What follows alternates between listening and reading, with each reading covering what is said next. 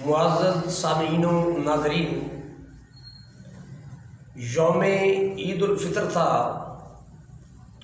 اور آقا حضور علیہ السلام کی بارگاہ عالیہ میں ام المومنین سیدہ عائشہ صدیقہ رضی اللہ تعالی عنہا نے گھر کے کچھ حالات شیئر کیے۔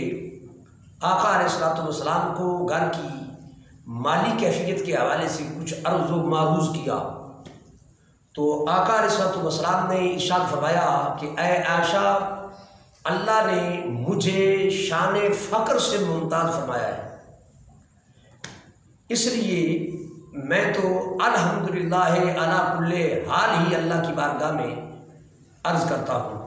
ام المومنین سیدہ عائشہ صدیقہ رضی اللہ تعالیٰ عنہ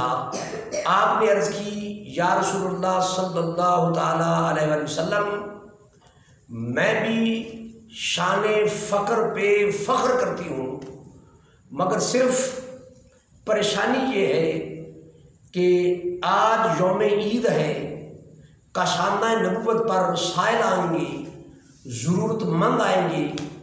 کچھ لینے والے امیدوار آئیں گے اور ان کو معذرت کرتے ہوئے شرمندگی کا سامنا کرنا پڑے گا، اس لیے میں نے حضور سے گھر کے حالات عرض کیے ہیں۔ تو آقا علیہ السلام نے ارشاد فرمایا، اے عائشہ، میرا اللہ مجھے کفایت کرے گا۔ سرکار یہ فرما کر تبسم فرماتے ہوئے عیدگاہ کی طرف تشریف لے گئے۔ آقا علیہ السلام جب نماز عید سے فارغ ہوئے، گھر تشریف لائے تو دیکھا کاشانہ نبوت پر، باب نبوت پر، دروازہ نبوت پر سائل آ رہے ہیں اور من مرضی کا سودا پا رہے ہیں، یعنی کوئی کچا اناج لے رہا ہے، کوئی پکا اناج لے رہا ہے، کوئی نقدی لے رہا ہے۔ تو آقا علیہ السلام خوشی خوشی گھر داخل ہوئے۔ ام المومنین سیدہ عائشہ صدیقہ رضی اللہ تعالی عنہا آپ سے فرمایا، اے عائشہ، یہ مال اللہ نے کس سبب سے بھیجا ہے؟ ام المومنین نے عرض کی، یا رسول اللہ صلی اللہ علیہ وسلم، حضرت سیدنا عثمان غنی رضی اللہ تعالی عنہ آپ نے 60 اونٹ آٹا بھیجا ہے۔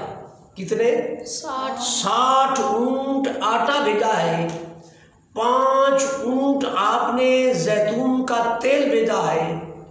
5 اونٹ گھی کے بھیجے ہیں، 10 اونٹ شہد بھیجا ہے، 100 بکریاں بھیجی ہیں اور 500 دینار نقد پیش کیے ہیں۔ آقا علیہ السلام کے چہرے پر مسرت پھیل گئی، خوشی پھیل گئی اور سرکار نے ام المومنین سے فرمایا، اے عائشہ، کیا تم نے یہ سارا کچھ تمام ازواج پاک میں بانٹ دیا ہے برابر برابر؟ تو ام المومنین حضرت عائشہ صدیقہ رضی اللہ تعالیٰ نے عرض کی، یا رسول اللہ صلی اللہ علیہ وسلم، بانٹنے کی ضرورت ہی پیش نہیں آئی، سیدنا عثمان غنی رضی اللہ تعالیٰ نے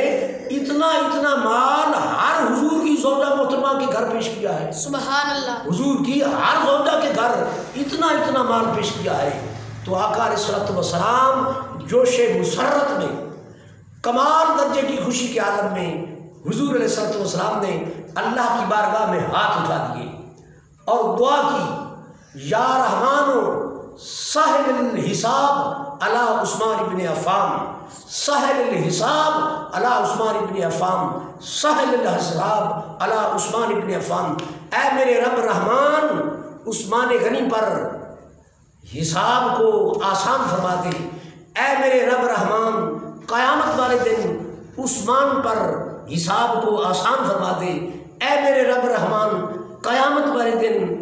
حساب میرے عثمان پر آسان فرما دے۔ یہ حضور کی دعا تھی۔ تھوڑی ہی دیر کے بعد سیدنا جبریل امین بارگاہ مصطفیٰ کریم علیہ السلام میں حاضر ہوئے، آخر عرض کی، یا رسول اللہ صلی اللہ علیہ وسلم، اللہ نے آپ کی دعا کو شرف قبول عطا فرمایا ہے۔ اللہ نے آپ کی دعا کو شرف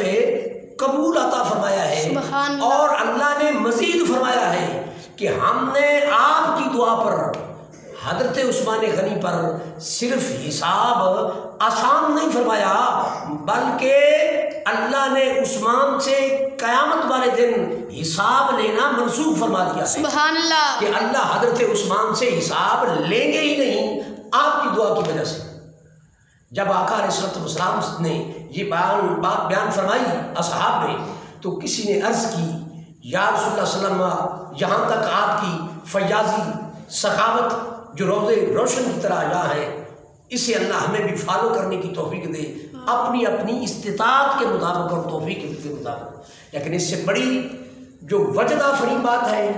وہ یہ ہے کہ آقا علیہ السلام کو کسی صحابی نے عرض کر دیا یا رسول اللہ صلی اللہ علیہ وسلم، آپ نے اتنی کمال کی دعا سے حضرت عثمان غنی کو نواز دیا ہے، سبحان اللہ، اور آپ کی دعا پر اللہ نے بھی ان کو نواز دیا ہے، یا رسول اللہ ان کے پاس اتنا مال تھا تو انہوں نے خرچ کیا نا، ان کے پاس اتنا مال تھا تو انہوں نے خرچ کیا نا، تو یا رسول اللہ جس کے پاس اتنا مال نہ ہو اس کا کیا بنے گا؟ تو آقا علیہ السلام نے فرمایا اے میرے صحابیوں سن لو اور قیامت تک میری امت کو یہ بات پہنچا دو، جو شخص عید والے دن کسی بال بچے دار بیوہ خاتون کے چولہے پر ہنڈیا رکھے گا، یعنی ہنڈیا پکانے کا اسے سامان فراہم کرے گا، اللہ اسے 1 سال کے گناہوں کے حساب سے بری فرما دے گا۔ سبحان اللہ، اللہ اس کے 1 سال کے گناہوں کا حساب نہیں لے گا، اور جو زندگی میں ہر سال ایسا کرے اللہ اس کی بھی زندگی کا حساب قیامت والے دن موقوف فرما دے گا اور وہ حساب نہیں لے گا۔ دعائے اللہ ہمیں بھی عمل کی توفیق عطا فرمائے۔